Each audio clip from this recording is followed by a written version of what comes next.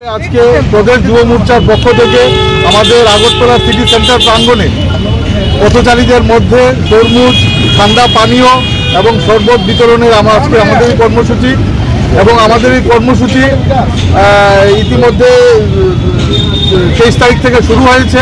আমাদের কর্মসূচি আগামী যতদিন পর্যন্ত এই রাজ্যের মধ্যে গরমের এই তীব্রতা থাকবে আমাদের কর্মসূচি চলবে।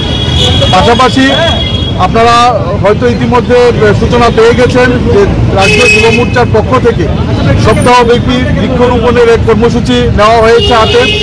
আমরা 28 এপ্রিল থেকে 3রা মে পর্যন্ত এই 7 দিনব্যাপী আমরা বৃক্ষরোপণ কর্মসূচি সারা রাজ্য জুড়ে আমরা চালিয়ে যাব এবং ইতিমধ্যে রাজ্যের বিভিন্ন জায়গায় যুব মোর্চার পক্ষ থেকে আমাদের বৃক্ষরোপণের কর্মসূচি আমাদের যুবকরা বিভিন্ন জায়গায় চালিয়ে যাচ্ছে। আমাদের আজকের যে টার্গেট এই আমাদের সিটি সেন্টার প্রাঙ্গণে আমরা প্রায় 5000 পথচারীকে আমরা ঠান্ডা পানীয় এবং তরমুজ বিতরণ করব।